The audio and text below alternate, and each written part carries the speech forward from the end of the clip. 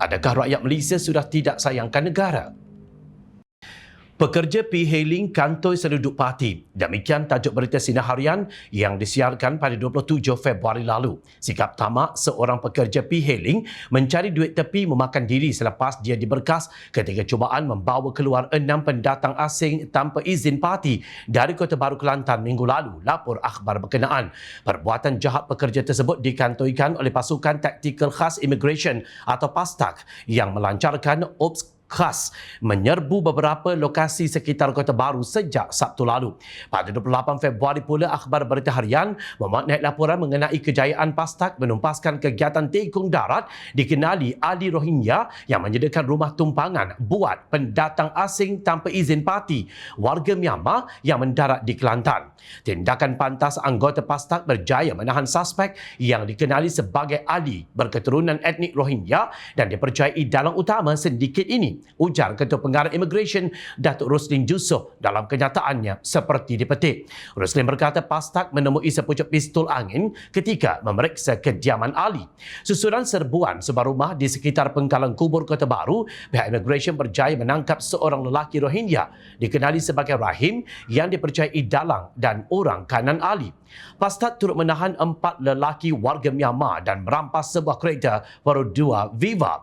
Parti ditempatkan di rumah penampungan sebelum dipindahkan ke Kuala Lumpur menggunakan bas ekspres bagi mengaburi pihak berkuasa. Sindiket ini dipercayai beroperasi selama 6 bulan dan mengenakan bayaran antara RM500 hingga RM1,000 seorang, tegas Roslin. Ingatlah kita, awal Februari lalu rakyat digemparkan dengan berita 131 tahanan parti melarikan diri dari blok lelaki Depo Immigration sementara Bido Perak. Sehingga hari ini Jabatan Immigration JIM masih memburu 30 parti terbabit yang belum berjaya ditahan. Apa yang menakutkan ialah kenyataan Roslin bahawa kemungkinan mereka masih berada sekitar Perak dan dalam kalangan komuniti mereka. Setiap kali operasi dilakukan di penempatan warga asing, semakan cap jari juga akan dibuat memandangkan kemungkinan mereka sudah berada dalam masyarakat dan sukar untuk membuat pengecaman wajah. Jelas Ketua Pengarah Immigration itu dalam satu temubual khas di TV3 baru-baru ini. Bukan hanya etnik Rohingya dan Myanmar yang membanjiri negara ini secara haram, tetapi rakyat negara-negara lain termasuk Bangladesh, Nepal dan Indonesia juga sudah lama beranak pinak di negara ini tanpa diketahui taraf pemastautin mereka. Contohnya bulan lalu, pasukan gerakan AMPJA Polis Diraja Malaysia PDRM, Jabatan Pendaftaran Negara JPN serta Angkatan Pertahanan Awam Malaysia APM menggempur 7 blok Pangsapuri Baiduri di Bandar Tasik Kesuma, Beranang Selangor yang menjadi mini Dhaka.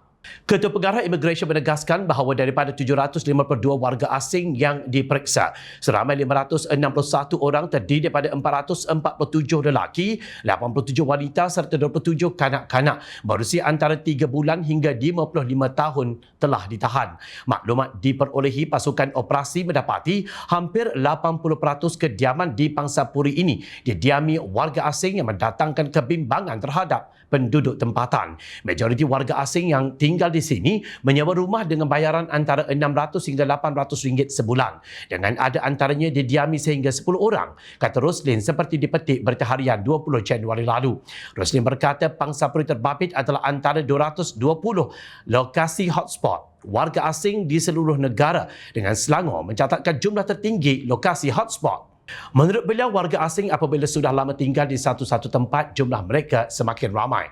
Apabila itu berlaku, lokasi itu akan dijadikan sebagai tempat mereka menjalankan urusan harian dalam kelompok mereka serta membuat aktiviti seperti rakyat tempatan, dan perkara itu kita mahu elakkan, tegasnya. Bukan hanya di Kelantan, Perak dan Lembah Kelang, khususnya Selangor yang menjadi tumpuan pendatang asing, khususnya parti, Johor juga berhadapan dengan isu yang sama.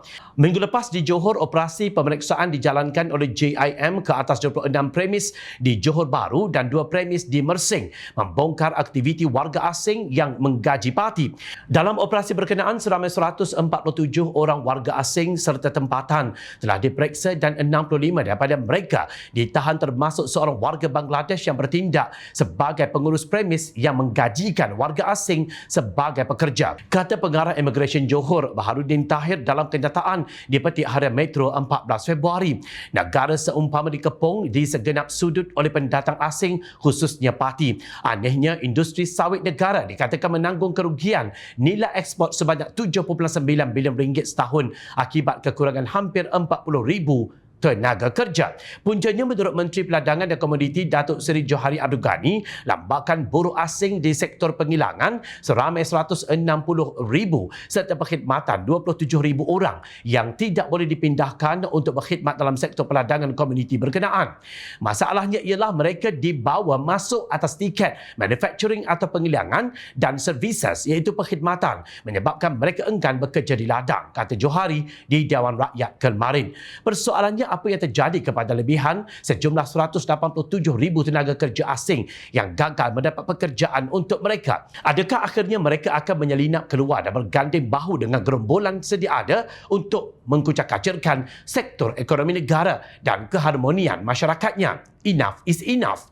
Pemerdagangan manusia merupakan perniagaan dalam ekonomi gelap yang menjahanamkan negara. Dalangnya bukan sekadar transporter seperti pekerja e-hailing atau tuan tanah, tetapi gerombolan perancang yang kemungkinannya juga warga negara Malaysia yang memiliki jaringan luas sehingga ke negara asing di mana warga negaranya sanggup bergolok gadai demi mendapat pekerjaan di negara tercinta kita ini. Mereka yakni gerombolan perancang ini adalah penderhaka, makhluk si Kitul dan Raja Mandelia moden yang hari ini mengumpul harta tanpa hati nurani walaupun ramai pihak yang menderita akibatnya.